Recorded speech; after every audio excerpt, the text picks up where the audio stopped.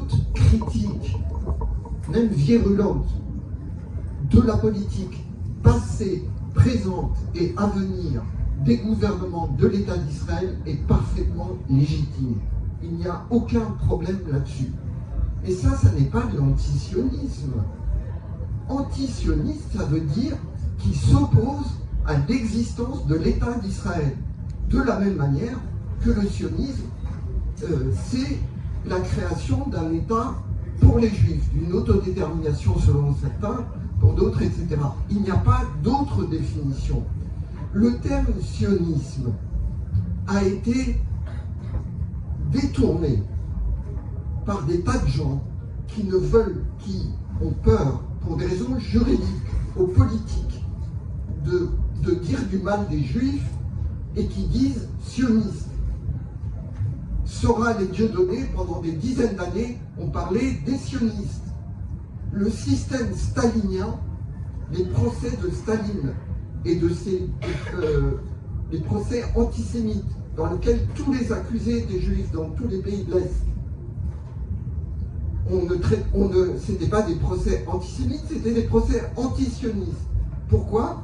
Parce que, évidemment, après la Deuxième Guerre mondiale et ce qu'avaient fait les nazis, qui au passage ont massacré des Juifs catholiques convertis au catholicisme, ils entraient dans la catégorie des Juifs, puisqu'ils considéraient qu'ils étaient de la race ou du peuple juif.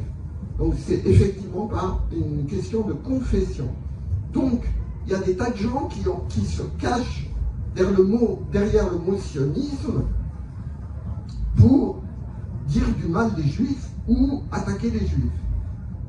Bon. Et à l'inverse, il y a des gens qui veulent transformer le soutien inconditionnel à la politique israélienne en critère pour dire un tel est antisémite ou pas antisémite. Ça aussi, nous le rejetons. Mais donc, il faut déconstruire. Quand quelqu'un me dit « moi, je suis antisioniste », pourquoi pas, je lui dis « mais qu'est-ce que ça signifie? Dis-moi ce que ça signifie. » Et il me dit « ah, la politique de Netanyahou, nani, nana, etc. » Je lui dis « mais oui, mais on est d'accord là-dessus. Il n'y a aucun problème, tu n'es pas antisioniste.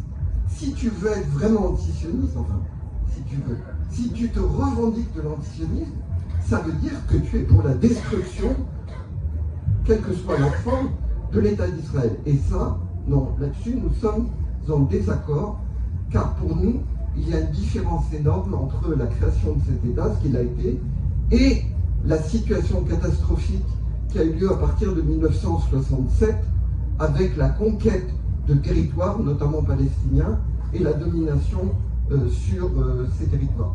J'en profite juste pour dire racisme, antisémitisme ont beaucoup de traits communs. Lisez l'enquête de la Commission nationale des droits de l'homme, CNCDH, de 2023, qui est inquiétante parce qu'elle montre une remontée des thèmes identitaires, racistes, islamophobes, anti-roms, et en même temps une explosion de l'antisémitisme. Donc, tout ça marche ensemble. Nous disons souvent, rare, que l'antisémitisme est remonté au sein d'une remontée générale du racisme. Il a été question d'islamophobie, bien sûr, et de romophobie, qui est quand même un aspect, là aussi, qui est souvent peu abordé. Les Roms, les gens du voyage, vous le savez. Mais la spécificité de l'antisémitisme, c'est qu'il y a parfois une gêne à en parler.